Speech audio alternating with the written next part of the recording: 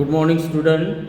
मागील प्रकरणामध्ये जे जनगणनेच्या ज्या पद्धती आहेत, म्हणजे सर्वेक्षणाच्या ज्या पद्धती आहेत, त्या सर्वेक्षणाच्या पद्धतीमध्ये आपण 3 पद्धती बघितलेल्या आहे. शेवटची जी होती नमुना सर्वेक्षण, सॅम्पल सर्वे, हे सॅम्पल सर्वे आम्ही बघितलेलं आहे. तर या प्रकरणामध्ये आपण किंवा या लेक्चरमध्ये आपण जनन व जन्मदर पाहणार आहोत, फर्टिलिटी अँड बर्थ रेट. तर जनन म्हणजे काय आणि जन्मदर म्हणजे काय, हे दोन्हीही वेगवेगळ्या बाबी आहेत. मग जनन हा लोकसंख्या बदलाचा एक घटक असून लोकसंख्येच्या अभ्यासात त्याला फार महत्त्व आहे. जनन हे काय, जनन हा लोकसंख्येशी संबंधित एक घटक असून त्याला लोकसंख्याशास्त्रामध्ये अनन्यसाधारण असं महत्त्व आहे. तर जनन पातळीवर लोकसंख्येची रचना, म्हणजे जे जनन आहे त्याच्या जनन पातळीवर एखाद्या देशाची लोकसंख्येची रचना अवलंबून असते, जी लोकसंख्येच्या सामाजिक, आर्थिक, लोकसंख्याशास्त्रीय वैशिष्ट्यांवर परिणाम करत असते. हा एक गुंतागुंतीचा विषय आहे. जनन प्रक्रिया ही एक गुंतागुंतीचा विषय आहे. म्हणून लोकसंख्याविषयीचे कार्यक्रम जे आहेत हे जनन व इतर घटकाच्या परस्पर संबंधाच्या योग्य आकलनावर अवलंबून असते. मग म्हणजे जनन, लोकसंख्याशास्त्रामध्ये जनन आणि जन्मदर हे दोन्ही घटक अत्यंत महत्त्वपूर्ण आहेत, कारण या घटकांवरच लोकसंख्येची लोकसंख्येची संरचना आणि तेथील जे आर्थिक स्थिती किंवा सामाजिक स्थिती ह्या दोन्ही घटकांवर अवलंबून असलेले आपल्याला पाहायला मिळते. मग या अध्ययनाचे महत्त्व काय आहे ते पाहू. तर लोकसंख्याशास्त्राच्या अभ्यासात जनन व जन्मदर या दोन्ही घटकांना विशेष असं महत्त्व आहे. तर कोणते महत्त्व आहे, तर कुटुंबातील मुलांच्या जन्मांचा परिणाम त्या कुटुंबाच्या रचनेवर होतो. म्हणजे कुटुंबातील जे मुलं आहेत, मुले असो की मुली असोत, ज्यांचा जन्मांचा परिणाम त्या कुटुंबाच्या रचनेवर किंवा त्या कुटुंबाच्या स्ट्रक्चरवर होत असतो. कुटुंबात मुले मुली हे जास्त असल्याचे ते मोठे कुटुंब असते. तर मुला मुलींची संख्या कमी असेल असे कुटुंब हे छोटे आणि लहान असतात.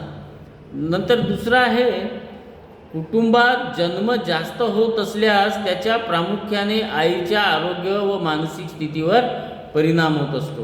म्हणजे कुटुंबामध्ये मुलं जर जास्त जन्माला येत असतील तर त्याचा डायरेक्टली इनडायरेक्टली जो परिणाम आहे त्या मातेवर होत असतो.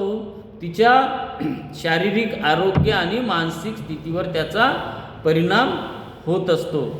मग जन्मदराचा समाज व देशाच्या लोकसंख्येवरही परिणाम होतो.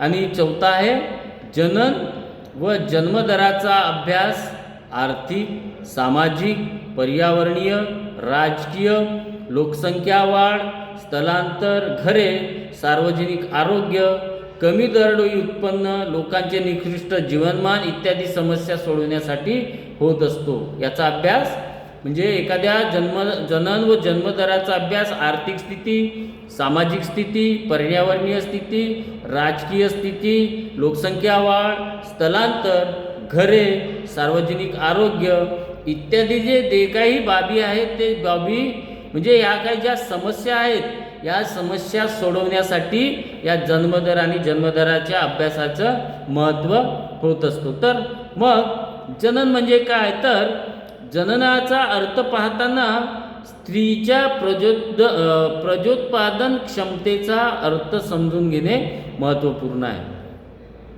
म्हणजे एखाद्या स्त्रीची जी कॅपॅसिटी आहे, म्हणजे स्त्री प्रजोत्पादन जी क्षमता आहे ती क्षमता समजून घेणे आवश्यक आहे. सामान्यतः प्रजोदन क्षमता हा शब्द स्त्रीच्या बालकांना जन्म देण्याच्या शारीरिक क्षमतेविषयी वापरला जातो. तर जनन हा शब्द स्त्रीच्या जिवंत मुलास जन्म देण्याच्या क्षमतेविषयी किंवा स्त्रीच्या एकूण जन्म देण्याविषयी वापरला जातो. दुसऱ्या शब्दात जर सांगायचं झालं तर विवाहित स्त्री प्रजोत्पादनाच्या क्षमतेची आहे, पण ती प्रजोत्पादनक्षम किंवा वांछपणा जर असेल तर ती गरोदर राहू शकत नाही. म्हणून तिथे काय तर प्रजोत्पादन क्षमता तिची कमी झालेली आपल्याला पाहायला मिळते.